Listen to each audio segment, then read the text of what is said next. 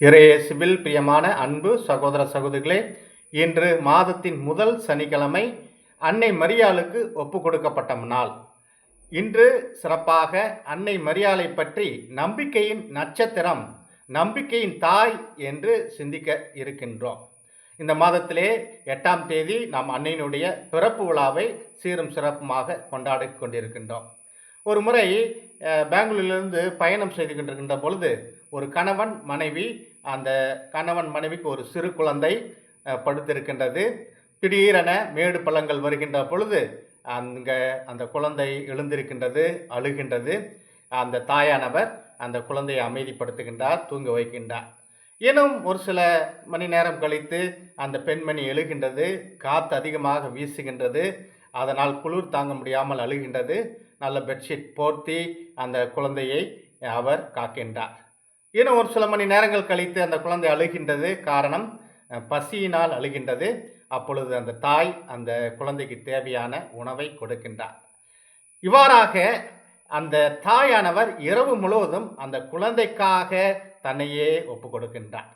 அந்த குழந்தைக்கு தெரியாது யார் நம்மை பாதுகாக்கின்றார் என்று. ஆனால் அந்த குழந்தைக்கு தெரியும், நிச்சயமாக என்னை தாங்க 2 கரங்கள் இருக்கின்றன என்று. ஆம், இறையேசுவில் பிரியமான அன்பு சகோதர சகோதரிகளே, அந்த பெண்மணியைப் போல நாமும் நம்முடைய வாழ்க்கையிலே அன்னையின் கரங்களை இறுக நாம் பற்றி கொள்ள வேண்டும். அன்னையினுடைய பாதுகாப்பு எப்பொழுதும் நமக்கு இருக்கின்றது. எவ்வாறு அந்த குழந்தை அழுத போதெல்லாம், எந்திரித்த போதெல்லாம் உதவினாரோ, அதை போல நம்முடைய தாய் நமக்கு எந்த நேரத்தில் என்ன வேணும், உணவு வேணுமா, அல்லது உடல் நோயிலிருந்து விடுதலை பெற வேண்டுமா, அல்லது நமக்கு தேவையான வேண்டுதல்கள் நிறைவேற வேண்டுமா என்று அன்னையானவர் தெரிந்தவராக இருக்கின்றார். அந்த நேரத்திலே கொடுக்கக்கூடியவராக இருக்கின்றார்.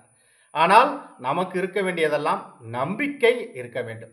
அன்னை மரியாளின் கரங்களை பற்றி கொள்ள வேண்டும்.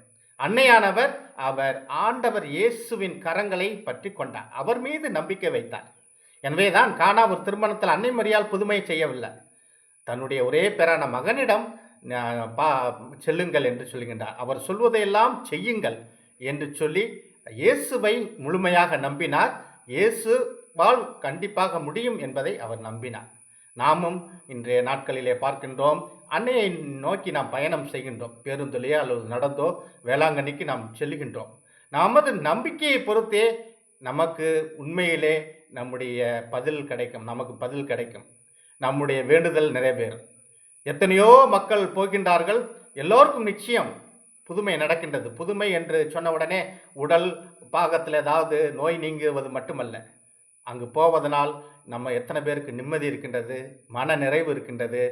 அங்கு போய் வந்த பிறகு குறைந்தபட்சம் ஒரு குறைந்த நாட்களாவது நான் இப்படி வாழ வேண்டும், இப்படி இருக்க வேண்டும் என்று நாம் தீர்மானம் செய்து அதன்படி வாழ முயல்கின்றோம்.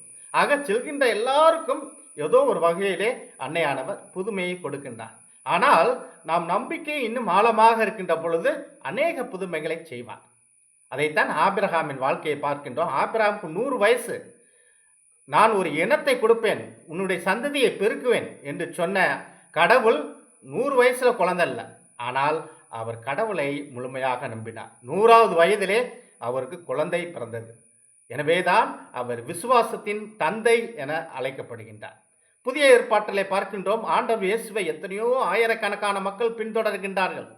ஆனால் ஒரே ஒரு பெண்மணி மட்டும், இரத்த போக்கினால் வருந்திய பெண், எத்தனையோ இடங்களுக்கு சென்று மருத்துவர்களெல்லாம் நாடியிருப்பார், செலவு செய்திருப்பார், எவ்வளவோ வழிகளை தாங்கியிருப்பார். ஆனால் அந்த பெண்மணி அவர் நினைத்தார், ஆண்டவருடைய ஆடையை தொட்டால் போதும் நான் குணமடைவேன் என்று சொல்லி நம்பிக்கையோடு அவருடைய ஆடையை தொட்டார், அங்கு குணமடைந்தார். 100 தலைவனுடைய வாழ்க்கையை பார்க்கின்றோம். 100 பேருக்கு அதிகாரி. ஒருவனை போ என்றால் போகின்றான், மற்றொருவனை பார்த்து வா என்றால் வருகின்றான். அப்படிப்பட்டவன், அவனால் எவ்வளவோ பணம் இருந்து அந்த தன்னுடைய உடன் பணியாளரை அவன் குணப்படுத்தியிருக்கலாம்.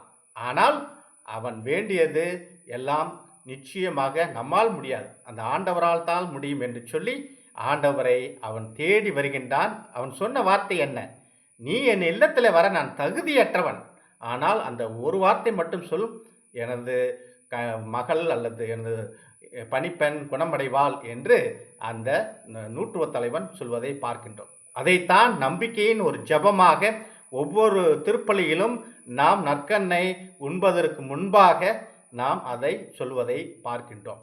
ஆம் இறையேசுவில் பிரியமானவர்களே, இன்று நம்பிக்கையோடு ஆரோக்கிய அன்னையின் திருத்தலத்தை நாடி செல்கின்ற வேளையிலே நாம் அந்த அன்னையை இறுக பற்றி கொள்வோம். ஆண்டவர் இயேசுவின் மீது ஆழமான பற்றுறுதியை நாம் வைத்து கொள்வோம்.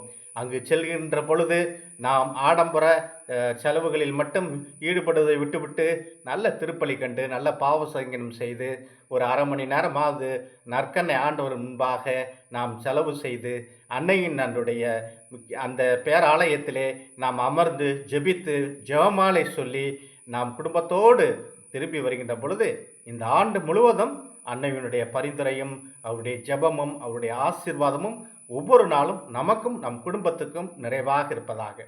ஆகவே அன்னையானவர் இந்த நாளிலே உங்களையும் உங்கள் குடும்பத்தையும் எல்லா நலன்களாலும் ஆசீர்வாதத்தாலும் நிரப்புவாராக.